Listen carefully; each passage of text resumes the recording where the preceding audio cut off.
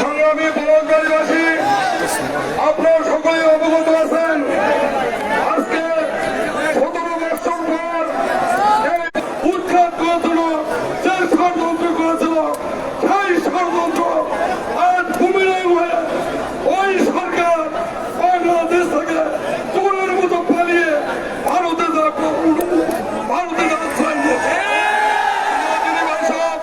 আগামী দিনে আমাদের বাংলাদেশ জামাত ইসলামীর পক্ষ থেকে যে হিদায়ত আসবে, এই হিদায়ত অনুযায়ী বাংলাদেশে ইসলামী আন্দোলনকে দুর্বার গণ আন্দোলনে পরিণত করার জন্য উদাত্ত আহ্বান রেখে সবাইকে মোবারকবাদ জানিয়ে আমি আমার সংক্ষিপ্ত কথাগুলো শেষ করছি। আসসালামু আলাইকুম। সম্মানিত এবার শুধু সালাম পেশ করছেন সাবেক ছাত্র নেতা পলাশবাড়ী আদর্শ কলেজের ডিগ্রি কলেজের ভারপ্রাপ্ত অধ্যক্ষ গোলাম মোস্তফা ভাই। আসসালামু আলাইকুম রহমতুল্লাহ। আজকে আমরা শপথ দেবো, কিসের শপথ বলেন? পলানের জায়গা পায়নি, জঙ্গলে জায়গা দিচ্ছে না, অতএব আগামী দিনের জন্য এই সংসদ আমাদের জন্য রেডি, প্রস্তুত রয়েছে। কি বলেন?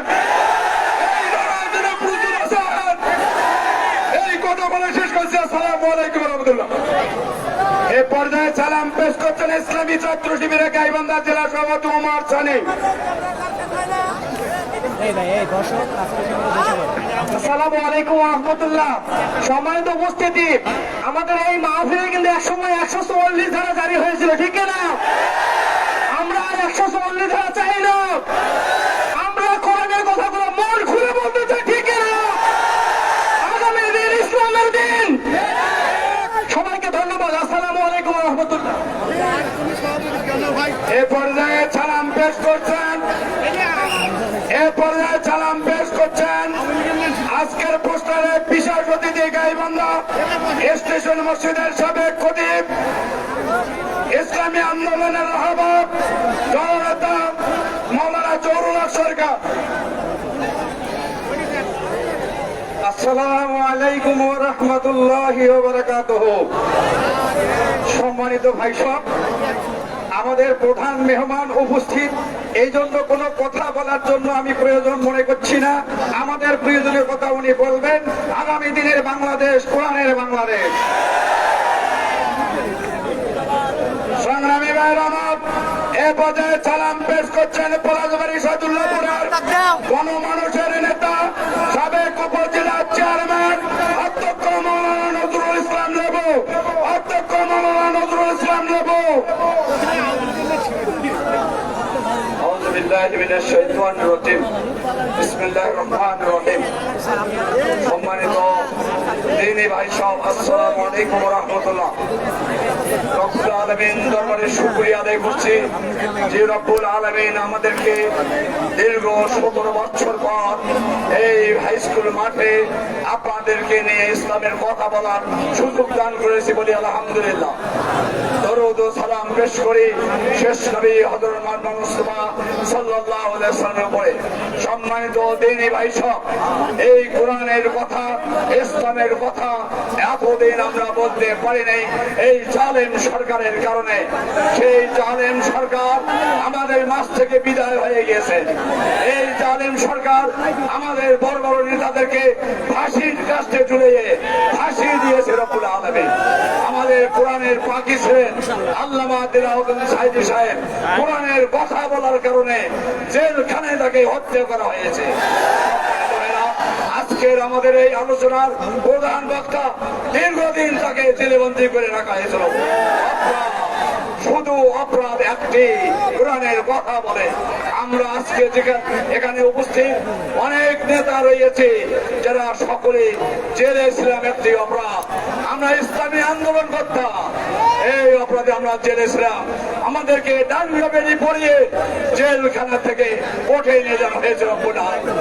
ভাইরা, তাই আজকে আসুন আমরা দেশ মন খুলে উজাড় করে আমাদের আজকে প্রধান বক্তা কথা শুনবো। আগামী দিনে এই জমিনে আল্লাহর আইন সৎলোকের শাসন প্রতিষ্ঠার আন্দোলন জোরদার করবো। আজকে আমরা এখানে শপথ নিয়ে চলে যাব যে এই মাটি ছাত্রবল পলাশবাড়ি মাটি, গাইবান্ধা জেলার মাটি, ইসলামী আন্দোলনের ঘাঁটি। আমরা কোন কর্মী বিস্ফোর হব না।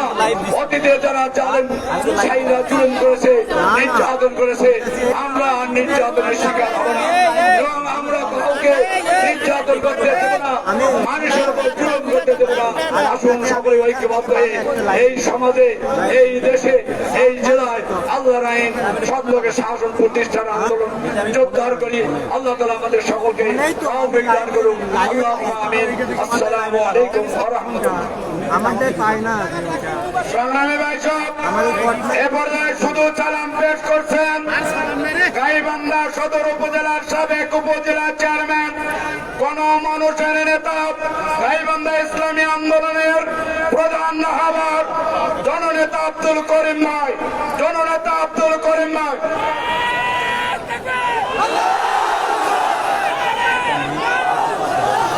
আলহামদুলিল্লাহ রাব্বিল আলামিন, والصلاة والسلام على سيد المرسلين وعلى آله وأصحابه أجمعين। আজকের এই ঐতিহাসিক তাফসীর মাহফিলের সম্মানিত প্রধান বক্তা হাফেজ মাওলানা মুফতি আমির হামজা, বিশেষ অতিথিবৃন্দ, সম্মানিত সুধী মন্ডলী, হযরত উলামায়ে কিরাম, সম্মানিত গাইবান্ধাবাসী ভাই ও বোনেরা, আসসালামু আলাইকুম ওয়া রাহমাতুল্লাহি ওয়া বারাকাতুহু। সম্মানিত ভাই বোনেরা, আপনারা নিশ্চয় অবগত আছেন যে দীর্ঘ 16টি বছর আমাদের কোরআনের আলোচনা থেকে, তাফসীর মাহফিল থেকে বাংলাদেশের মানুষকে বঞ্চিত রেখেছে। আজকে যিনি প্রধান বক্তা হাফেজ মুফতি আমির হামজা দীর্ঘদিন জেল খেটেছেন। বাতিলের অবসান ঘটেছে, স্বৈরাচারের পতন ঘটেছে এবং ইসলামী আন্দোলনের পক্ষে গণজাগরণ তৈরি হয়েছে, ঠিক না বলেন? আগামী দিনের বাংলাদেশ হবে আল কোরআনের বাংলাদেশ, আগামী দিনের বাংলাদেশ হবে ইসলামের বাংলাদেশ, আগামী দিনের ইসলামের সূর্য পূর্ব দিকে উদিত হয়েছে, আগামী দিনের সংসদ হবে ইসলামের সংসদ। আসুন সম্মানিত ভাইরা, আমরা ঐক্যবদ্ধ ভাবে আমরা ঐক্যবদ্ধ ভাবে কোরআনের আজকে কায়েম করার চেষ্টা করবো ইনশাআল্লাহ। এই আশাবাদ ব্যক্ত করে সবাইকে ধন্যবাদ জানিয়ে আমার সংক্ষিপ্ত কথা শেষ করছি। আসসালামু আলাইকুম ওয়া রাহমাতুল্লাহি ওয়া বারাকাতুহু। মোবারকবাদ মেহমানকে। এ পর্যায়ে শুধু 5 মিনিট আমাদের সংক্ষিপ্ত কথা বলছেন আজকের সভার সম্মানিত সভাপতি, বলা যাবে আদর্শ লিখনার সম্মানিত সভাপতি আলাস মাওলানা আব্দুল মান্নান মন্ডল। আসসালামু আলাইকুম ওয়া রাহমাতুল্লাহ। মহান রব্বুল আলামিনের কাছে শুকরিয়া আদায় করি, বাংলাদেশের সর্বশ্রেষ্ঠ আলেমী দ্বীন এবং উপস্থিত নিষ্পাপ সন্তান, এতিম এবং হাজি ভাইয়েরা, সাধারণ মুসল্লি ভাইয়েরা, আমরা মুক্ত আসমানের নিচে এই জমিনে কোরআনের আলোর কথা বর্ণনা করতে পেরেছেন, বলে আলহামদুলিল্লাহ। আপনারা জানেন পলাশবাড়ি আদর্শ এতিমখানা আমরা একবার নয়, দুইবার নয়, 3 বার আমরা পোস্টার হ্যান্ডবিল প্রচার করেছি, সভা করতে দেওয়া হয় না।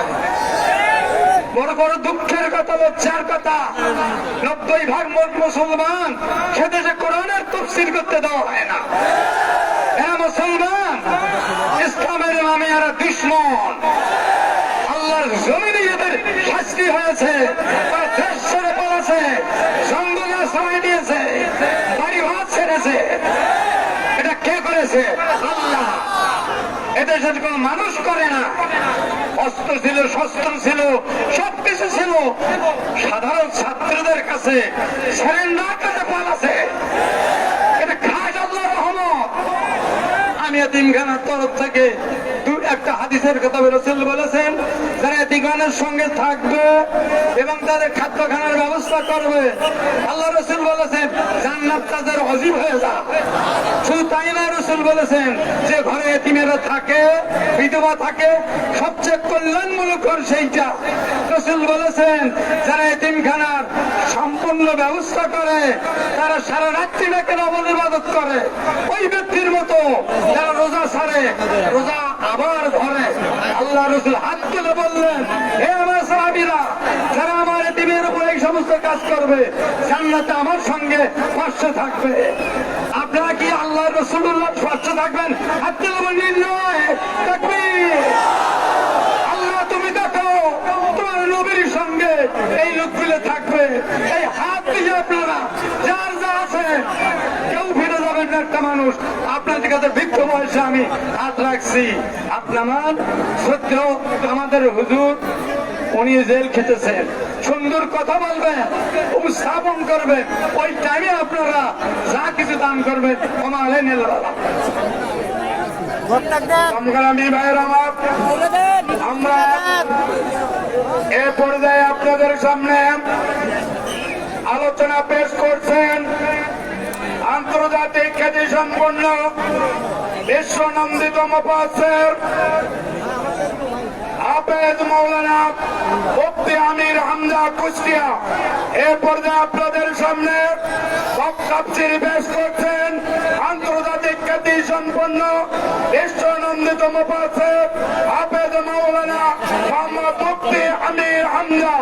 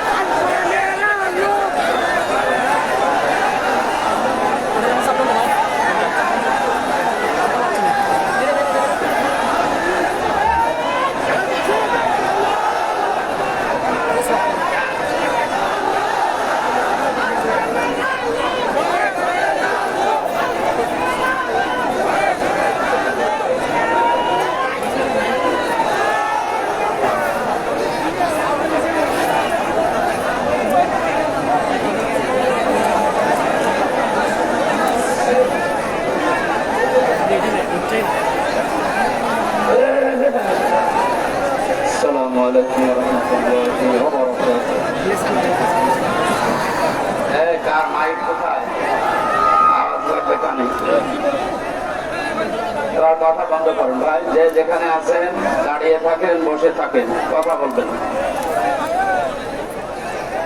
আলহামদুলিল্লাহি রাব্বিল মাশরিকাইন ওয়া রাব্বিল মাগরিবাইন আল্লাযী খালাকা কুল্লা শাইইন যাওজাইন।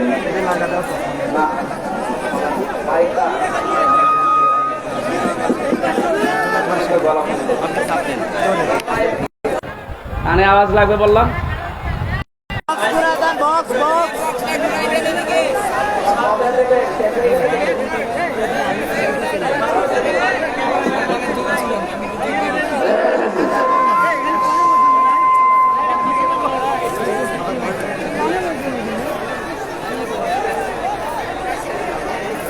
ونشهد أن لا إله إلا الله وحده لا شريك له وأشهد أن محمدا عبده ورسوله الذي أرسله بالحق بشيرا ونذيرا وداعيا إلى الله بإذنه وسراجا منيرا. لقد قال الله تعالى في كلامه المجيد وبرهانه التوحيد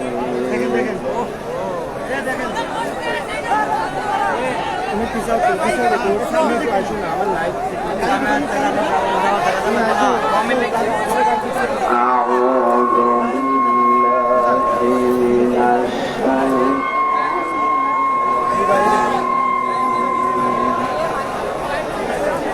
بسم الله الرحمن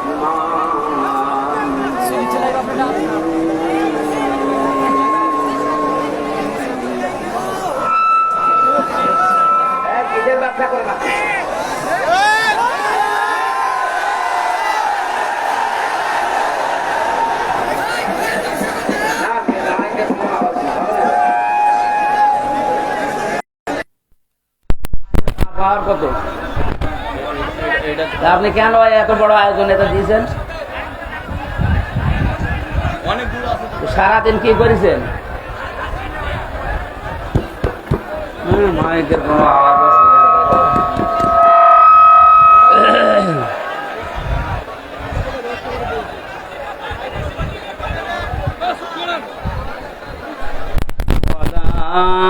يسأل حميم حميما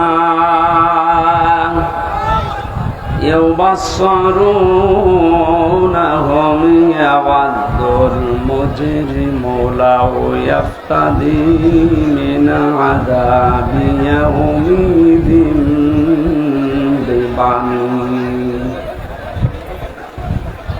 وصاحبته وأخيه وفصيلته التي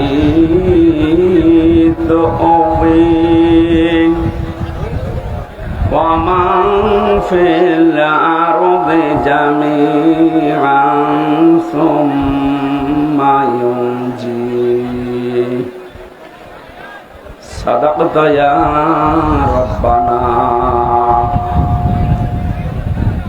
عن أبي هريرة رضي الله تعالى عنه قال قال النبي صلى الله عليه وسلم اتقي دعوة المظلوم فإنها ليس بينه وبين الله حجاب رواه مسلم. وقال تعالى في شأن رسوله إن الله وملائكته يصلون على النبي يا أيها الذين آمنوا صلوا عليه وسلموا تسليما اللهم صل على سيدنا. আপনার ব্যবসা জীবনের মতো বন্ধ হয়ে যাবে একেবারে। মাইক লাগাই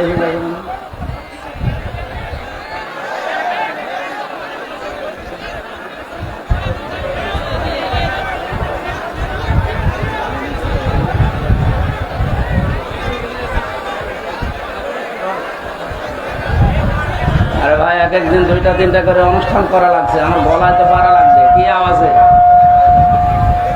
মাইক টাঙানো হয়নি, মাইকের পাওয়ারও নেই। এখন কি করবেন, কি হয় এই মানুষগুলোকে? কি করো কি ওই ওয়্যারলেস খুলে দিলে হবে বলছে, এই যে এটার জন্য ঝামেলা কাছে মানে সব না ওয়্যারলেস এগুলো এটা ঝামেলা কাছে আল্লাহুম্মা সাল্লি আলা সাইয়্যিদিনা মাওলানা মুহাম্মদ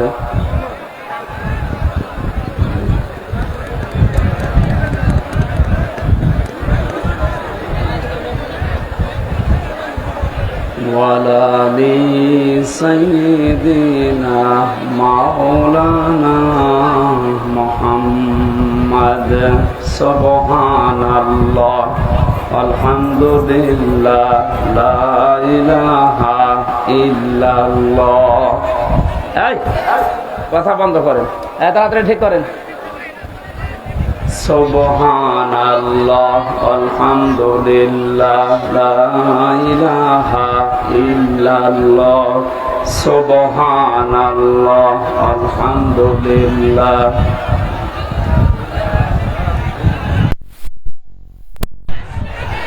সুবহানাল্লাহ লা ইলাহা ইল্লাল্লাহ লা ইলাহা ইল্লাল্লাহ মুহাম্মাদুর রাসূলুল্লাহ। আলহামদুলিল্লাহ, বাংলাদেশের নির্যাতিত জেলা গাইবান্ধা কোরআনের জন্য বাংলার এই জমিনে সবচাইতে বেশি কোরবানি যারা দিয়েছে, 1 নম্বরে সাতক্ষীরা, 2 নম্বরে গাইবান্ধা।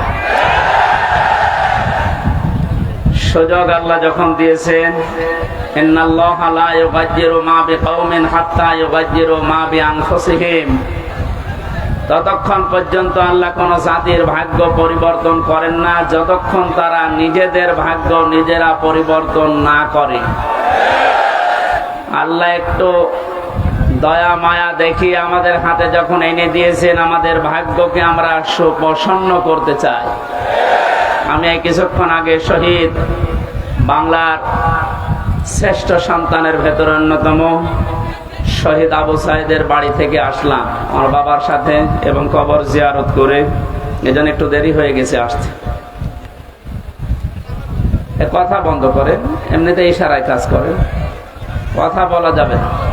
এই দেখা যাক না দেখা যাক কথা বলবেন না, শোনা গেলে হবে। শোনেন, খুব গুরুত্বপূর্ণ সময় আমরা পার করছি।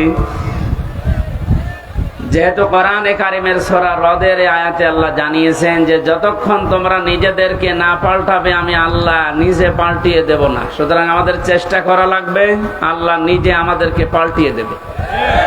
চেষ্টা করার মালিক কে? অবশ্য আল্লাহ। আল্লাহ চেষ্টা করবে, আপনি কি ঘাস কাটবেন? সফলতা দেওয়ার মালিক কে বলেন তো? ওয়ালা তাহিনু ওয়ালা তাহজানু ওয়া আনতুমুল আ'লাউনা ইন কুনতুম মুমিনিন। কোনো চিন্তা নেই, কোনো ভয় নেই। পৃথিবীতে বিপদ যত বড় হোক, ঈমান জাতের ভেতরে আছে, এদের ভয়ও নেই, চিন্তাও নেই, চিন্তার রেখাও এদের কাছে আসে না। তার বাস্তব প্রমাণ ডাক্তার শফিকুর রহমান,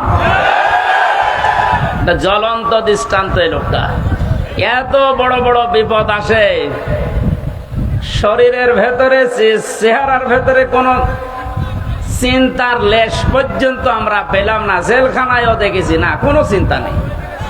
সে বাংলায় একটা কথা বলে, ইংরেজি মিলে, নো চিন্তা ডো ফুর্তি, ওই রকম অবস্থায় আছে। এটা হয় শুধুমাত্র যাদের ঈমান পরিপূর্ণ থাকে তাদের ভেতরে। আমরা আজকের তেলাওয়াতকৃত আয়াতে তাফসীর আকারে কথাগুলো শুনবো ইনশাআল্লাহ। আমি যেটা সূরা রদ থেকে আপনাদের কাছে দিতে চাই, আল্লাহ যেহেতু জানিয়েছেন যে জাতি নিজের ভাগ্য পরিবর্তনের চেষ্টা করে না, আল্লাহ তাদেরকে পরিবর্তন করে দেয় না। সময় আসতেছে এবং আসবেও।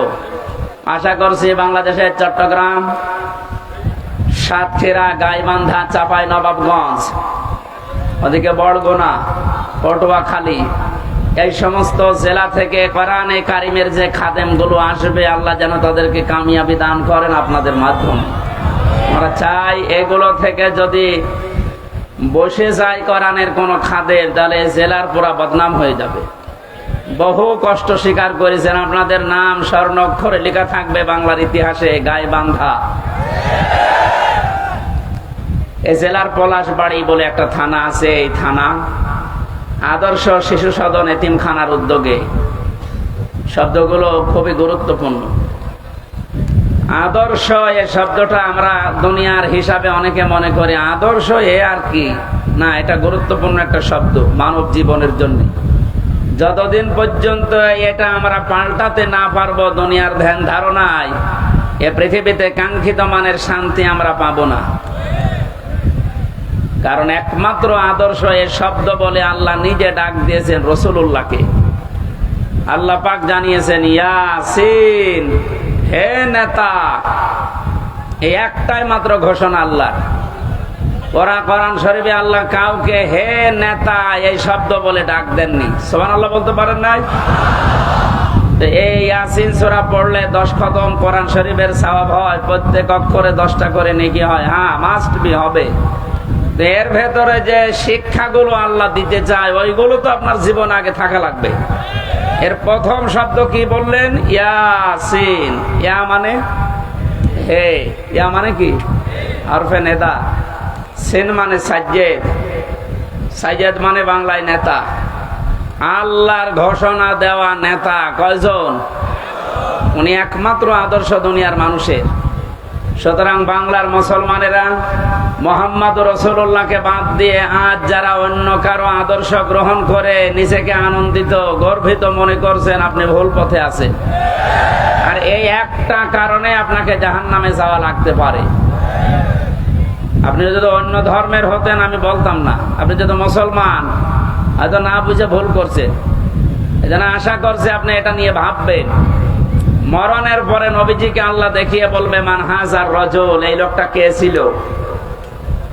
আপনি যদি বলেন হাদা নাবিয়্যুনা মুহাম্মাদুর রাসূলুল্লাহ সাল্লাল্লাহু আলাইহি সাল্লাম, ইনি আমাদের নবী মুহাম্মাদুর রাসূলুল্লাহ, এই কথা বলার পরেই কিন্তু ফেরেশতারা জিজ্ঞাসা করবে জীবনে প্রতিটি ক্ষেত্রে লোকটার আদর্শ মেনে চলেছো? এবার আমার মনে হয় যে মানুষগুলো বিভিন্ন সময় স্লোগান দিয়েছে, আমার নেতা, তোমার নেতা, অমুকের নাম দিয়েছে, মুহাম্মাদুর রাসূলুল্লাহর নাম দেয়নি, ওই মানুষগুলো মাস্ট বি ধরা খাবে। আমরাও ধরা খেতে চাই, বলেন?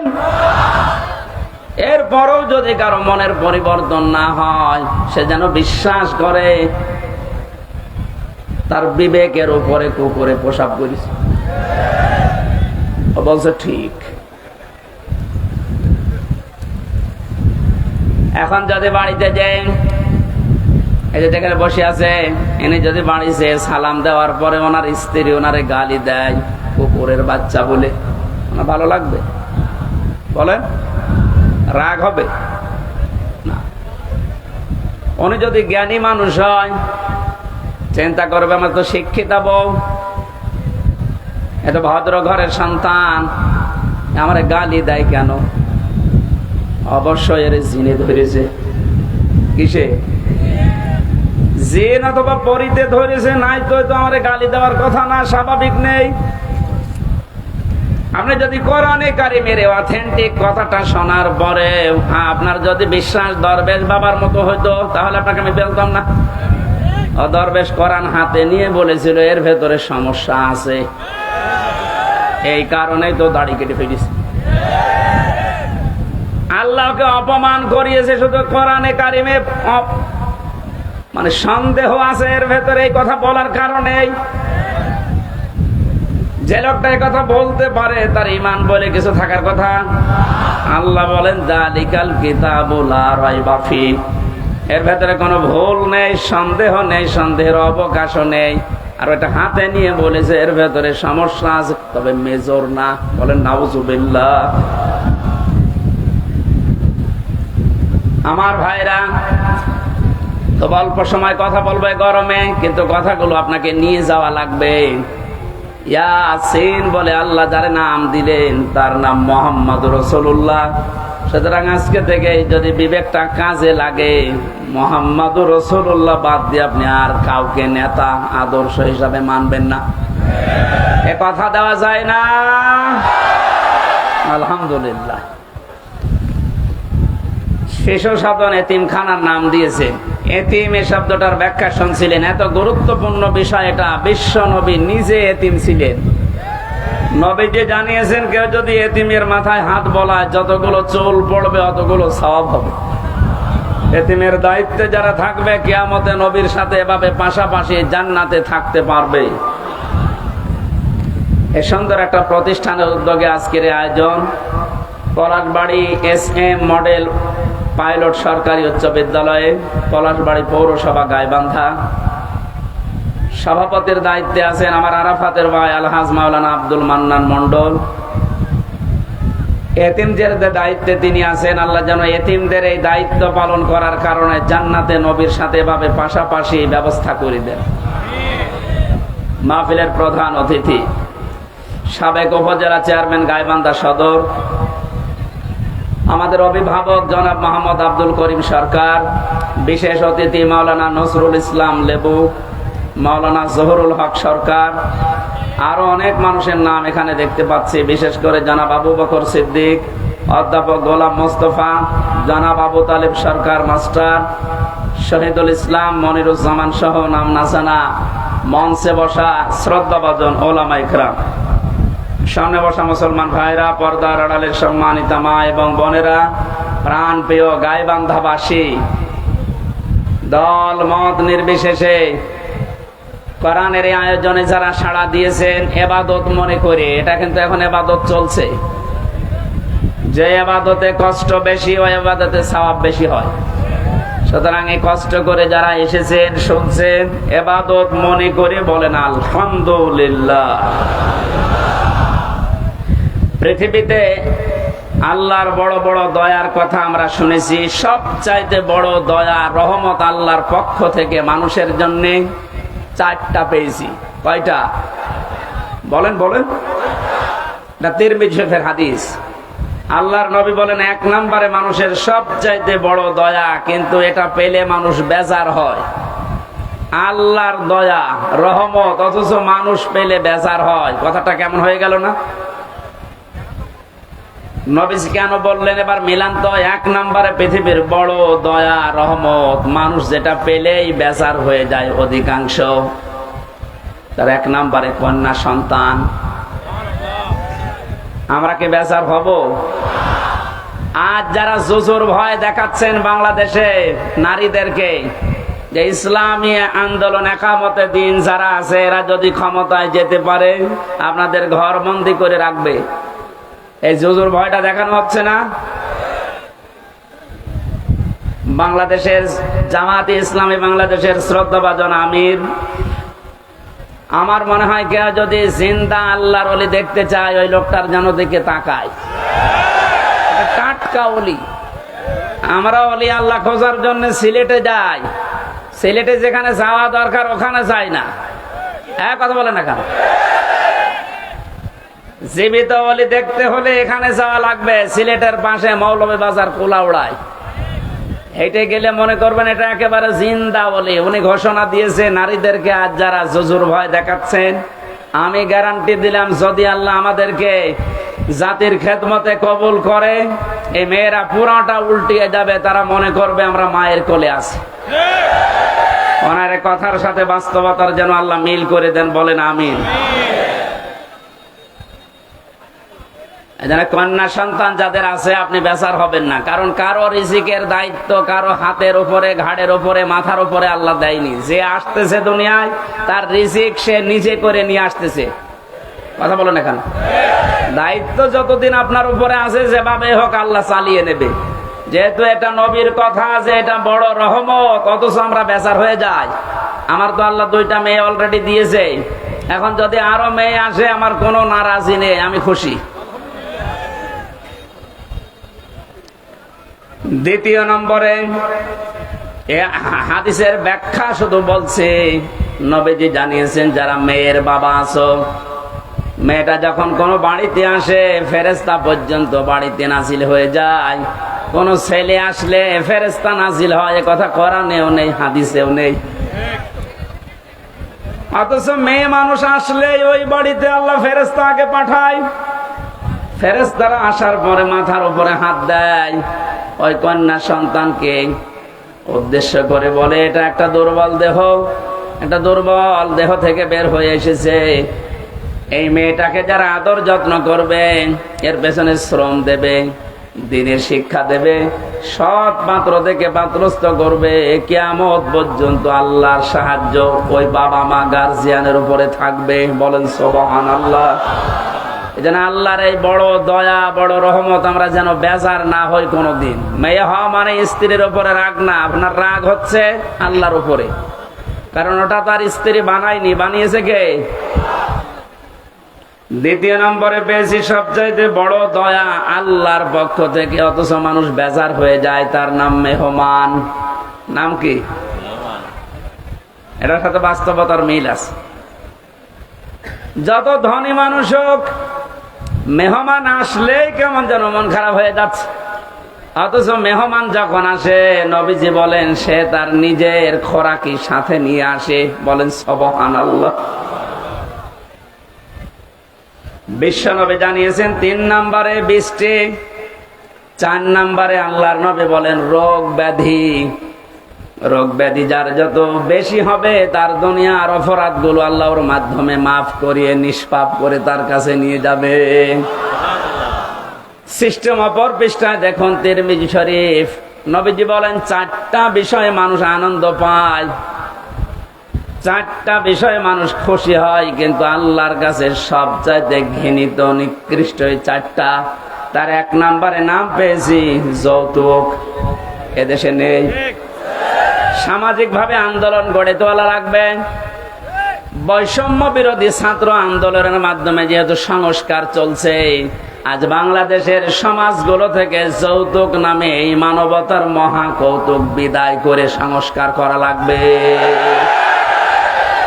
এই জন্য যতগুলো সংগঠন কাজ করছে মেয়েদের পক্ষে নাম নিয়ে, নারী পক্ষ, নারী স্বাধীনতা আন্দোলন, নারী বিপ্লব পরিষদ, নারী মুক্তি পরিষদ, এদেরকে বলছি এই 53টা বছর পার হয়ে গেল, আজও আপনারা যৌতুক মুক্ত করতে পারেননি। ইসলামের হাতে 5টা বছর তুলে দেন, যৌতুক নামে মানবতার সাথে মহা কৌতুক বাংলাদেশ থেকে মানুষ ঝাঁটিয়ে বিদায় করবে ইনশাআল্লাহ।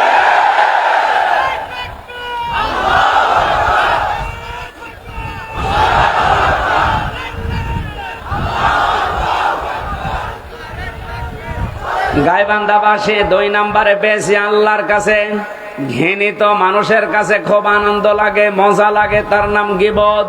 নাম কি? এটা করা যাবে না।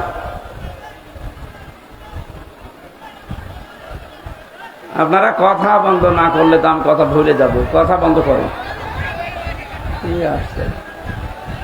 মানুষের আসলে চাপ খুব বেশি হয়ে গেছে। নবীজি বলেন 3 নম্বরে মিথ্যা বলা, 4 নম্বরে সুদ আর ঘুষ খাওয়া। এই 4টা বিষয় আল্লাহর কাছে ঘৃণিত, কিন্তু মানুষ খুব বেশি আনন্দ পায়, মজা পায়। আমরা যেন বিরত থাকতে পারি, বলেন আমিন। দরুদ আর সালাম পাঠ করি আমাদের নবী। কিয়ামতে যাকে সামনে তোলা হবে আর তার উম্মতদেরকে পেছনে তোলা হবে। এখন নবীর উম্মত আমরা হতে পেরেছি কিনা এটাকে নিজের কাছে জিজ্ঞাসা করি। আল্লাহর নবী জানিয়েছেন আমার উম্মত তো তারা।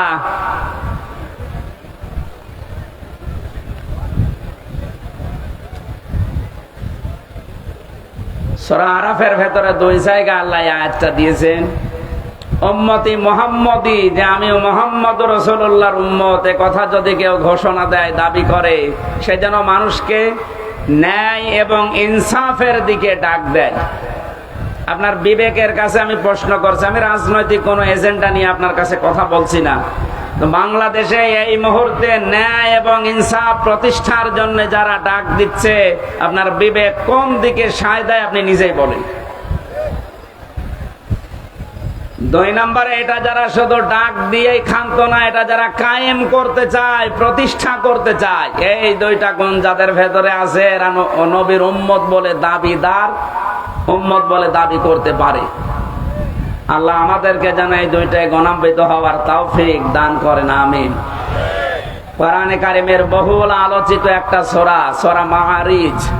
কি নাম বললাম? এই মাআরিজ সূরা থেকে আমি কয়েকটা আয়াত পড়েছি বর্তমান প্রেক্ষাপট সামনে নিয়ে। কোরআনে কারিমের আয়াতকে আমি তাফসীর আকারে কথা বলার চেষ্টা চালাবো। ওমা তাওফীকি ইল্লা বিল্লাহ।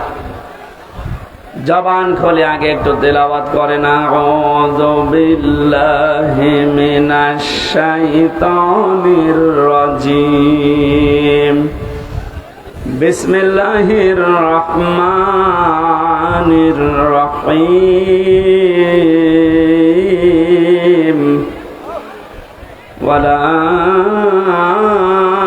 ইয়াসআলু হামীমুন হামীমা। আজকের আলোচনার বিষয় হচ্ছে মুক্তিপণ। কি বললাম? জবান খুলে বলেন, কি বললাম? এটা আমি বানিয়েছিলাম জেলখানায় থাকতে 22 সালে। বাংলাদেশের এই উত্তর অঞ্চলের ইসলামী আন্দোলন জামাতে ইসলামের শ্রদ্ধাভাজন সহকারী সেক্রেটারি জেনারেল, আপনাদের বিভাগের কৃতি সন্তান জনাব এটিএম আজহারুল ইসলাম, উনি আমাকে জেলখানায় থাকতে বলেছিল, হামজা এই বইটা পড়ো, অনেক তথ্য জাতিকে দিতে পারবা, প্রোডাক্টিভ মুসলিম। ওর ভেতর থেকে আমি একটা সাবজেক্ট বানিয়েছিলাম কোরআনে কারিমের আয়াতের সাথে। ওখানে বাংলা লেখা দেখেছিলাম, এর নাম হবে মুক্তিপণ। কি বলেন তো? এই শব্দটা নিয়ে আজকে আমরা ব্যাখ্যামূলক কথা বলবো ইনশাল্লাহ। এখনো আওয়াজ আসছে কানে?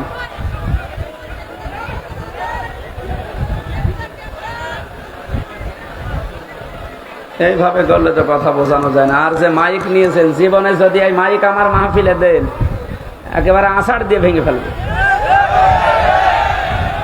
গলাটাই আজকে শেষ করে দেবে। কে মাইক নিয়েছেন আপনি? একটা আওয়াজ হলো,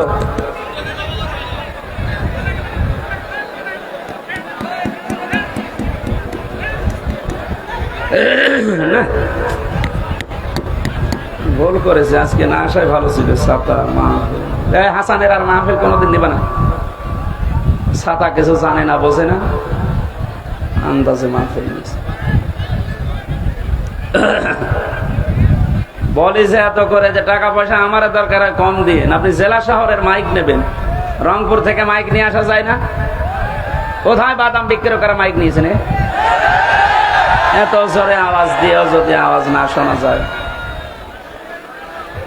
আপনারা নিজেদের আওয়াজ একটু বন্ধ করেন তো ভাই। হ্যাঁ, একটু আওয়াজ বন্ধ করেন। আপনাদের বিভাগের সন্তানের কাছে পাওয়া বই থেকে যেহেতু এই সাবজেক্টটা বানানো, উনি থাকলে বাইরে আপনাদেরকে শোনাতেন। যেহেতু উনি এখনো ভেতরে, আমরা আশা করছি খুব তাড়াতাড়ি আল্লাহ আমাদের ভেতর ওনাকে ফিরিয়ে দেবে। আমিন। কি আপনারা চান না? হ্যাঁ, কথা বলেন না কেন? মাওলানা মামুনুল হক উনি আমার সাথে পাশের রুমে আমার ছিল। মাঝে মাঝে জামাতে ইসলামী বাংলাদেশের যে মানুষগুলোকে বিনা অপরাধে ফাঁসি দেওয়া হয়েছে, আমি এই কথা সিঙ্গাপুরে, মালয়েশিয়া কয়েকদিন আগে এখানে বলেছিলাম। এই জালেম যারা এ দেশে 17 বছর জুলুম করে গেল, এই জালেমদের দোসর এখনো ওখানে পালিয়ে আছে। ওরা যে ওই দেশের রাষ্ট্রদূত যারা পররাষ্ট্র মন্ত্রণালয় আছে, ওদের কাছে নালিশ দিয়েছে যে উনি যুদ্ধ অপরাধী যারা মামলার আসামি তাদের পক্ষে কথা বলে। এটা যদি আমার অপরাধ হয়ে থাকে, আবু সাইদ সহ বাংলাদেশের হাজারের উপরে কয়েকদিন 5 তারিখের আগে যারা মানুষকে বিদায় করে দিল, এরা কি মানবতা বিরোধী অপরাধী না? আপনি শুধু নিজের দিকে টানবেন কেন? এরা যারা মারা গেছে এরা মানুষ না?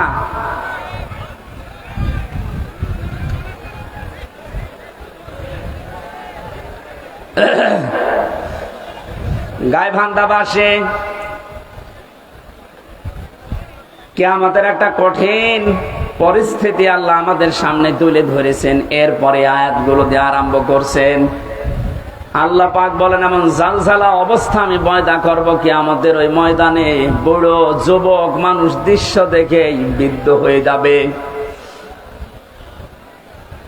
ছোটাছুটি করতে থাকবে মানুষ, মেয়েদের লজ্জায় স্থান লাগবে না, সন্তান হওয়ার জন্য পেট ফেটে বের হয়ে পড়ে যাবে। বলেন নাউজুবিল্লাহ। 50 আলফা সানা মিম্মা তাউদ্দুন, মানো 1 2 3 4 করে যেভাবে গণনা করে, কিয়ামতে এক একটি দিন হবে আমাদের এই গণনা হিসাবে 50,000 বছরের মতো লম্বা। আপনি আওয়াজ কি কমাচ্ছেন নাকি? হ্যাঁ, বাইরে চলে গিয়েছে আজকে, আসলে হইলো না। আপনাদের আগে ওইখান থেকে মাহফিল নেওয়ার আগে আমি মাইক বলবো, আগে এভাবে হয় না। আমার এখনই গলা ব্যথা করছে ভাই। এর এখন আপনি মেরে ফেললেও হবে? বলেন তো, ওর মায়ের 700 কত পাওয়ার, এখানে 2000 পাওয়ার লাগবে।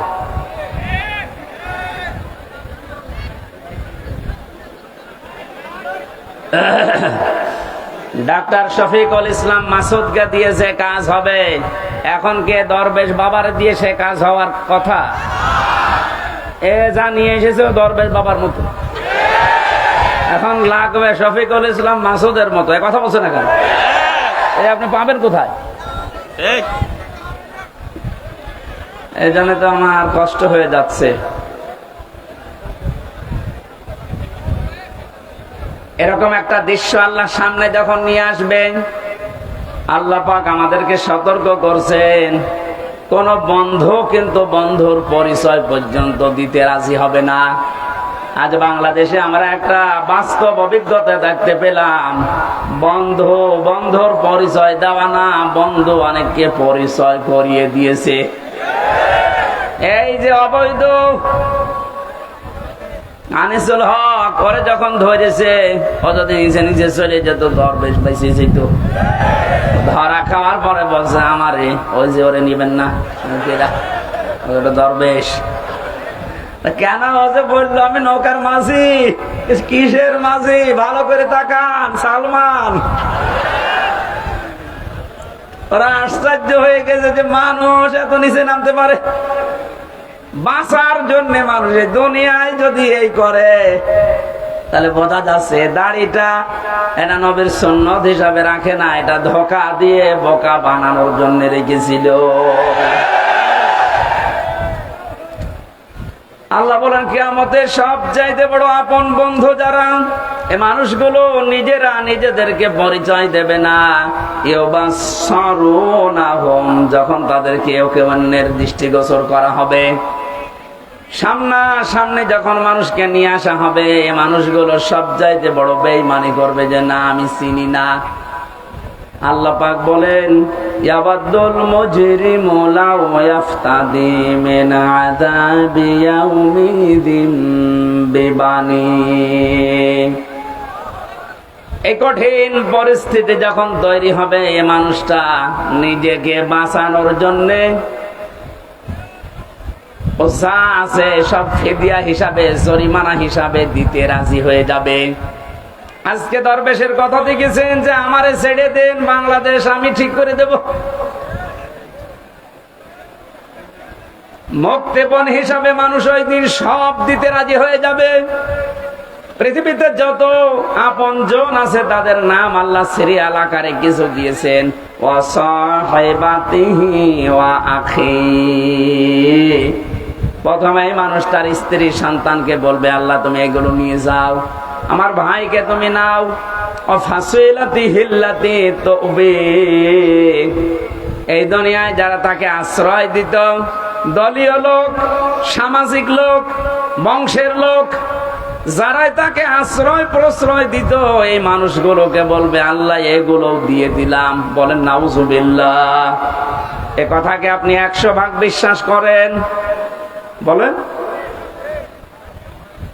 আমি আমার নিজের কথাই বলছি, আপনি নিজের সাথে এবার মিলাবেন। এই যে নিজের দলীয় লোকজন সব মানুষ দিতে চাইবে মুক্তিপণ হিসাবে। ওমান ফিল আরদি জামিআ, এমনকি দুনিয়ায় তার স্থাবর অস্থাবর যত সম্পদ ছিল সব আল্লাহকে বলবে আল্লাহ নিয়ে নেন। সুম্মা ইউনজি, এরপরও আমাকে আপনি নাজাত দেন, বাঁচান। মুক্তিপণ হিসাবে যেগুলোর নাম বললাম, নিজের স্ত্রী সন্তান, ভাই ভগ্গর, দলীয় লোক, দুনিয়ার সব স্থায়ী অস্থায়ী সম্পদ, ওর আর কিছু আছে, সব দিতে রাজি হবে। কোরআন বলছে এরপরেও বলবে আমাকে বাঁচান, আমাকে ছেড়ে দেন। আল্লাহ পাকও জানিয়েছেন সঙ্গে সঙ্গে কাল্লা, কখনো না। ইন্নাহা লাযা,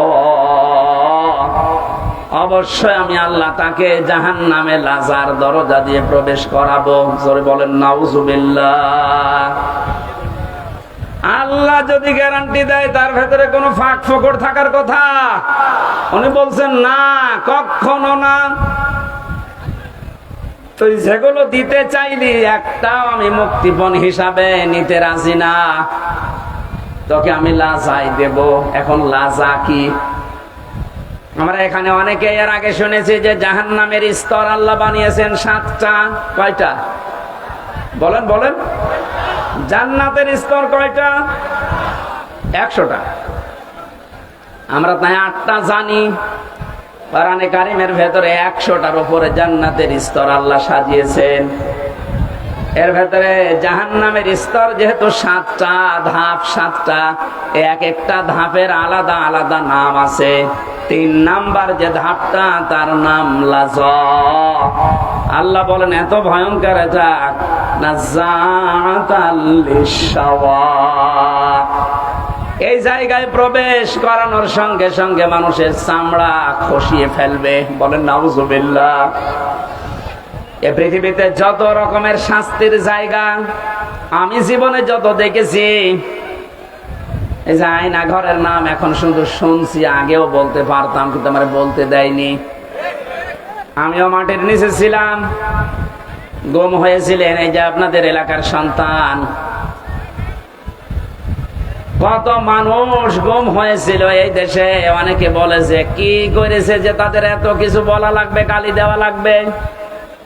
বাংলাদেশে যদি জালেমেরা কিচ্ছু না করে থাকে, ওদের শাস্তি দেওয়ার জন্য, বরদোয়া করার জন্য আয়না ঘরই যথেষ্ট। আপনি শুধু নাম শুনেছেন, এই যে বাস্তবতা কত নির্মম। একটা পশুর সাথেও মানুষ এত নিকৃষ্ট আচরণ করে না। আমার সাথে যে মাওলানা ছিল মুফতি ফখরুল ইসলাম, উনি বলছিলেন আমাকে নিয়ে প্রথমে আমার এই হাঁটুর ভেতর দিয়ে হাত দিয়ে হ্যান্ডকাপ দিয়ে 24 ঘন্টা বেঁধে রাখতো একটা তারের সাথে। শুধু টয়লেট করার জন্য 1.5 থেকে 2 মিনিট সময় দিত। খাওয়া দাওয়ার জন্য কয়েক মিনিট দিয়ে 24 ঘন্টা এভাবে বাঁধা।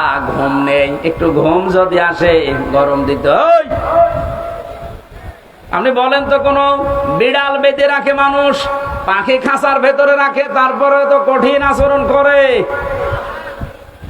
এরপরেও যদি জালেমরা নিজেদের জুলুমের ফিরিস্তি খুঁজে না পায় যে কি করেছি আমি, যে আমার পদত্যাগ করা লাগবে।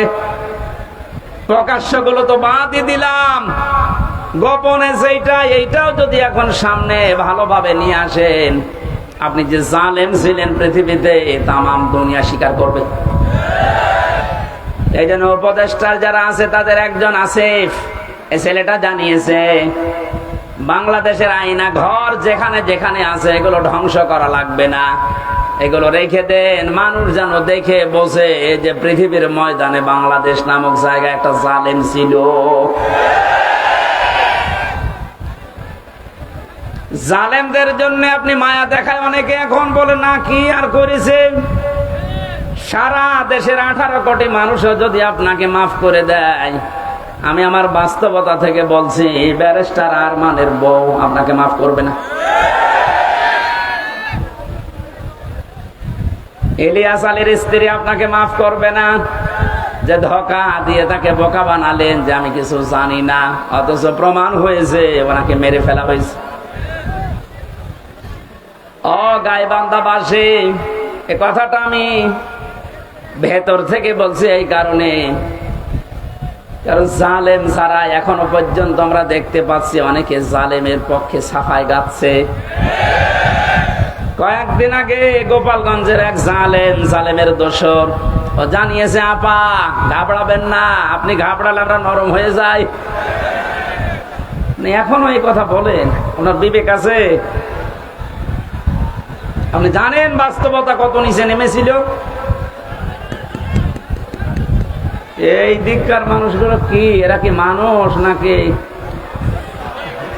ওইটা তো বলা যাচ্ছে না।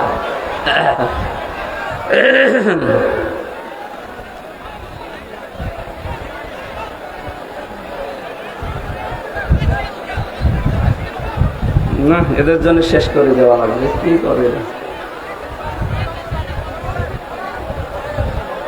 ভলান্টিয়াররা মনে হয় দায়িত্ব পালন করছে না, নাকি এরা এদের বিবেক বুদ্ধি সব ব্যাংকে রেখে এসেছে? এখানে কি কি করেন আপনি? হ্যাঁ,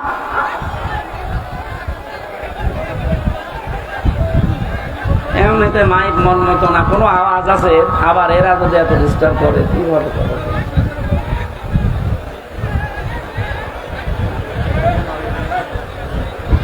না না, আমি এ জেলা আমি আসবো না স্যার, আমার মাফ করে দিন, আমি আসবো না এ জেলায়। আর আসতে হবে না, আমার গলাটা নষ্ট করে দিচ্ছে। নিজেরা ডিস্টার্ব করছে, আবার মাইক ভালো না, আমি কিভাবে কি করবো? সুবহানাল্লাহ, আলহামদুলিল্লাহ, লা ইলাহা ইল্লাল্লাহ, সুবহানাল্লাহ, আলহামদুলিল্লাহ, লা ইলাহা ইল্লাল্লাহ।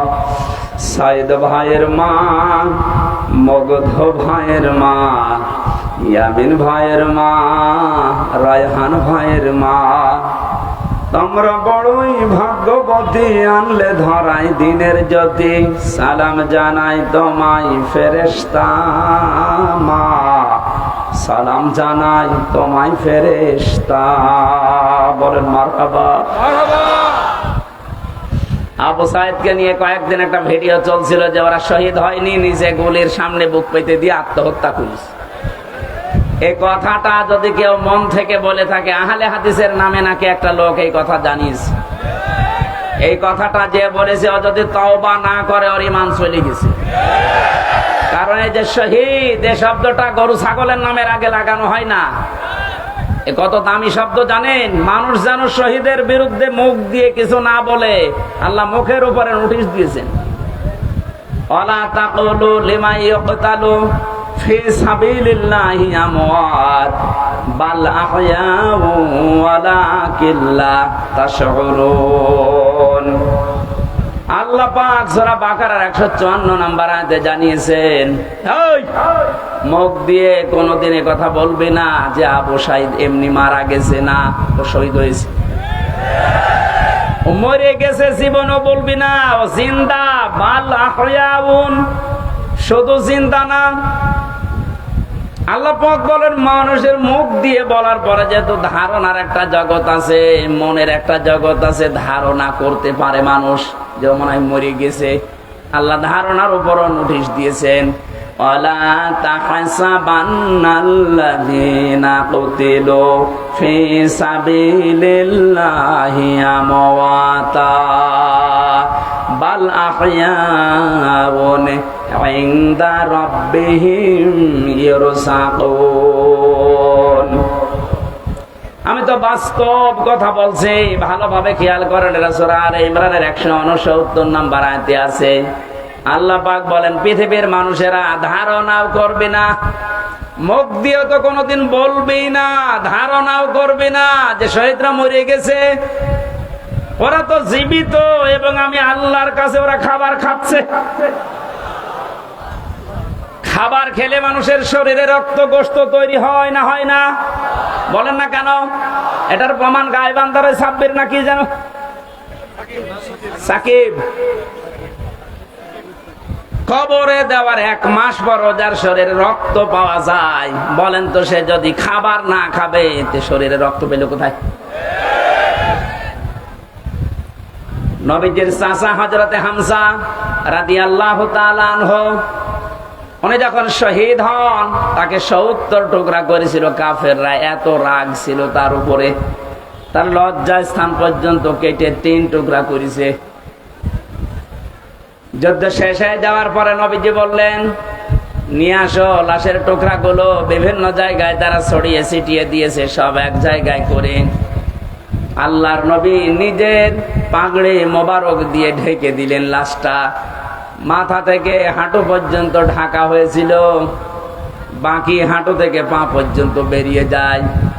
নবীজি নিজেই লতা পাতা পাহাড় থেকে নিয়ে এসে ওই জায়গাগুলো ঢেকে কবরের ভেতরে দিয়ে বললেন, মাবুদ, আমার চাচা হামজার উপরে আমি এখন পর্যন্ত রাজি আছি। তোমাকে বলছি দয়া করে তুমি আমার চাচা হামজার উপরে রাজি হয়ে যাও। ও গাইবান্দাবাসী, নবীজি যদি কবরের পাশে দাঁড়িয়ে চাচার পক্ষে কথা বলতে পারে, আল্লাহ নারাজ হয়ে যাবে? বলেন। মদিনাতে একবার ঢল হয়েছিল 30 বছর পর, বিশাল আকারে ঢল। এ ঢলে হযরতে হামজার কবর ভেঙে স্রোতের মতো রক্ত আসছিল। ওই সময় যারা ছোটবেলায় যুদ্ধ করেছিল এখন তারা বয়স্ক হয়ে গেছে, মুরব্বী। রক্ত আবিষ্কার করতে গিয়ে দেখে অনুসন্ধানে 30 বছর আগে উহুদের ময়দানে নবীজির চাচা হযরতে হামজা শহীদ হওয়ার পর কাফের কর্তৃক যেখানে যেখানে আঘাতপ্রাপ্ত হয়েছিলেন ওই জায়গাগুলো দিয়ে এখনো ফিনকি দিয়ে রক্ত বের হচ্ছে। উনি যদি খাবার না খাবেন 30 বছর পরে ওনার শরীর থেকে রক্ত আসবে কোত্থেকে? এজন্য বাংলার জনগণ সাবধান, মুখ দিয়ে তো বলবেনই না, ধারণাও করবেন না যে যারা শহীদ হয়ে গেল এরা মারা গেছে। কোরআনের পাখিকে আজ অনেকে বলে মরে গেছে, না উনি মারা যায়নি, ওনাকে মেরে ফেলা হয়েছে। মুরব্বির সাথে আমি 10 মিনিট দেখা করেছিলাম 22 সালে। কি সুন্দর কথাবার্তা, কি সুন্দর হাসি। আমার তো একদিন পরে পরে আমরা সংবাদ পেতাম ওখানে, এত কঠিন অবস্থায় আমার রাখতো। যেদিন উনি মারা গেছে তার পরের দিন পেপারে দেখলাম যে উনি মারা গেছে। বাইরে এসে দেখলাম যে ভিডিওগুলো হাসপাতালে নিয়ে আসার সময়, বের করার সময় যে হাসিটা দিয়েছিল, কোন অসুস্থ মানুষের মুখ দিয়ে ওই হাসি বের হওয়ার কথা না। ওনাকে ধোঁকা দিয়ে বোকা বানিয়ে জেলার আর সুপার এখন স্বীকার করছে যে আমরা উপরের নির্দেশে এটা করেছি। আমাদেরকে বলা হয়েছিল যে সই স্বাক্ষর করে বলেন যে নির্বাহী আদেশে ছেড়ে দেবে। আমরা এই প্রসেস শেষ করে দিলাম। এই যে ডাক্তার মোস্তফা জামান নামে এই কোলাঙ্গার উপরের নির্দেশ পেয়ে শেষ পর্যন্ত সারা বিশ্বের আলেমদের মাথার মুকুট আমরা যাকে মনে করি, এই যে তাফসীর মাহফিলের জনক যিনি পৃথিবীতে, বিশেষ করে বাংলাদেশি তো হবেই। তাফসীর মাহফিলে শব্দ শুনলেই মানুষ মনে করে আল্লামা সাঈদী।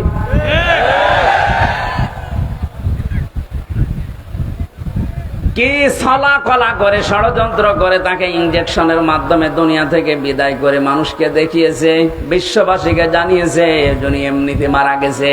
উনি এমনি মারা যায়নি, ওনাকে যেহেতু মেরে ফেলা হয়েছে সুতরাং উনি শহীদ। কথা বলেন না কেন? আজকে বিমানে আসার সময়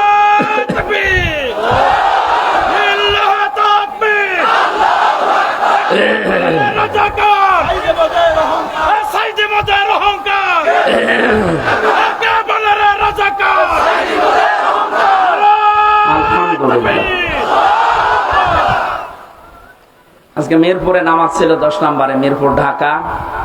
নামাজ শেষ করে প্লেনে ওঠার পরে আমার পাশে যে লোকটা বসে আছে উনি আমারে বলছিল, হুজুর আমরা আপনার দলের লোক না, কিন্তু আমরা জানি আপনাদের আলেম কুলের শিরোমণি। লোকটা দেখলাম আল্লাহ রাসূল বিশ্বাস করে না, কথাবার্তা রাজা বুঝলাম। আমাকে বলছে আল্লামা সাঈদী আপনাদের কোরআনের পাখি বলে যারে জানেন, এই লোকটাকে এমনি মারা যায়নি, ওনাকে মেরে ফেলা হয়েছে। আপনারা যারা আছেন এই মানুষগুলাই চুপ করে, এই মানুষগুলোকে আপনারা বলেন এই ডাক্তার মোস্তফা জামানকে নিয়ে আপনাকে যে রিমান্ডে নিয়েছিল 10 দিন, ওরে 2 দিন নেন। 2 দিন একটু রিমান্ডে নেন, ও সত্য কথা সব বলে দেবে যে কিভাবে আমির জামাত ডাক্তার শফিকুর রহমান উদার হয়ে সবাইকে মাফ করে দিয়েছে, কিন্তু উনি একটা শেষ কথা জানিয়েছে, অন্যায়ের সাথে সরাসরি যারা জড়িত এই মানুষগুলোর কোনো ক্ষমা নেই। নবীজি যেমন 13 জনকে মাফ করেছিলেন, বলেছিলেন যদি এরা কাবা শরীফের গিলাফ ধরেও থাকে ওখানেও এদেরকে মেরে ফেলা লাগবে। 1500 বছর আগে যদি 13 জন ওইরকম হয়, 1500 বছর পরে আমার মনে হয় এখন 26 জন হয়ে গেছে। তার ভেতরে এই কালা অন্ডকোষ্ঠ উড়িয়ে গেছে। এরকম আরো যে শয়তানগুলোর কারণে হাজার হাজার মানুষ বিনা কারণে আমার মতো 3 বছর 5 বছর 10 বছর 15 বছর জেলে ছিল, এদেরকে আপনি কি জবাব দেবেন? মাফ করে দিলেই সব হচ্ছে? কেউ যদি জালেমকে মাফ করে দেয় সেজন্য মজলুমের উপর অবিচার করে। এজন্য ভুক্তভোগী যারা, আমরা তো জানি আমার মেয়েটা আমারে চেনে না, ছোটটা, আমার মনে কি দুঃখ বলেন তো। আমি যদি অপরাধ করতাম আপনি আমার অভাবে রাখতে পারতেন, কিচ্ছু জানি না। কিন্তু সুখের সংবাদ, গত পরশুদিন আমার মামলা সব ঢিসমিস হয়ে গেছে। কারণ বিচারপতি দেখার পরে বলছে কি দেখে বিচার করব, এর ভেতরে তো কোনো মাল নেই। এতদিন আমি বিচার করতাম কিন্তু আমি পারি নাই, ওপরের নির্দেশ ছিল তাই। এখন যেহেতু এড়া ঘোড়া, কোনো চাপ নেই, এ মামলার কোনো বিচার নেই, সব ফেলে দিলাম। আজকে আমার উকিল দেখা করে বলল যে সব বাতিল করে দিয়েছে। আদালত পর্যন্ত হাসে যে একটা মামলা হইল, আর এইটার কারণে 3 বছরের জেলে রাখা লাগবে, অথচ সাজাও যদি লাগিয়ে দেয় সর্বোচ্চ 3 মাস রাখার মতো, অথচ বিনা কারণে রেখেছিল কয় বছর? 3 বছর। আপনি তো মাপ চাচ্ছেন জনগণের কাছে, জনগণের ভেতর তো আমি একজন, আগে আমার কাছে মাপ চাবেন। আমি মন থেকে যদি মাফ করে দেই আপনি মাপ পাবেন। আমি যদি বলেন হুজুর আল্লাহ না, আল্লাহ মাফ করবে না, কারণ আল্লাহ আমার উপর ছেড়ে দিয়েছে, কারণ এই দায়িত্ব এখন আল্লাহর নেই। আল্লাহ তো হককুল্লাহ আর আমি হককুল ইবাদ। এক কথা বলেন, আপনি কোন মুখ নিয়ে ব্যারিস্টার আরমানের বোর কাছে মাপ চাবেন বলেন? আমান আজমির স্ত্রীর কাছে কি করে মাপ চাবেন? মহিলাটা আজ কত বছর অপেক্ষা করে না থাকতে পারে, গত বছর বিয়ে করে ফেলেছে।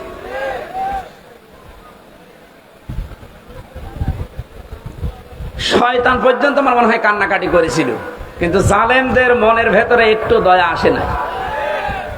এত বড় কঠিন হয় মানুষ। একটু জানিয়ে দিতে পারতেন আপনি গোপনেও যে আপনার স্বামী বেঁচে আছে, আপনি ধৈর্য ধরেন, বের হবে। আপনি মেরে না ফেলে বাঁচিয়ে রাখলেন, আর আমরা জানি যে উনি নেই। মেরে ফেললে হয়তো ব্যারিস্টার আরমানের স্ত্রী অন্য জায়গায় বিয়ে করতো, যদি সংবাদ পেত যে আমার স্বামী নেই। কিন্তু এমন অবস্থায় রেখেছিলেন এর 8টা বছর, এত তারপরও কোনো অপরাধে জড়ায় নাই, ভাগ্য ভালো। কথা বলে না কেন? অন্য কোন সাধারণ মেয়ে লোক হলে কত কিছু কত জায়গায় পৌঁছিয়ে দিত। ৭৬ বছর বয়সে এখন শুনছে নাকি বিয়ে করবে, আর তাদের বয়স ৩৫ বছর ৩২ বছর। এই সমস্ত বয়সে নিজের যৌবনকে যারা 8টা বছর স্বামী আছে কি নেই এই দোদুল্যমান অবস্থায় নিজেকে কন্ট্রোল রাখতে পারে, এগুলো আল্লাহর টাটকা নির্ভেজাল ওলি। আর অনেকে ফতোয়া দিয়েছিল আল্লাহর ওলি মহিলা এই পৃথিবীতে একজন আছে, এদেশে যদি কেউ জান্নাতে যায় মানবতার কন্যা জান্নাতে যাবে।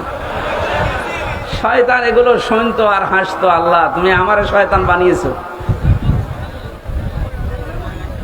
গাইবান্ধাবাসী যে আয়াতটা দিয়ে আমি কথা শুরু করেছিলাম, এবার আসেন আল্লাহ বলেন এই যে এ দরজা দিয়ে প্রবেশ করার সঙ্গে সঙ্গে মানুষের চামড়া খসে যাবে। রিমান্ডে আমিও 10 দিন ছিলাম, আমাকে ওরা শাস্তি দিয়েছিল কঠিন, 11 ঘন্টা টাঙিয়ে রেখেছিল, চোখ কালো কাপড় দিয়ে বেঁধে, হাত হ্যান্ডকাপ দিয়ে, পায়ে ডান্ডা বেড়ি দিয়ে এমন অবস্থায় টাঙিয়েছিলাম 4 ওয়াক্ত নামাজ পড়তে পারি নাই। একেবারে যে কোরআন আমার সামনে, আমি সত্য কথা বলছি, যোহর আসর মাগরিব এশা আমি ইশারায় পড়েছিলাম, কারণ জানি না যে এখন যোহর না আসর।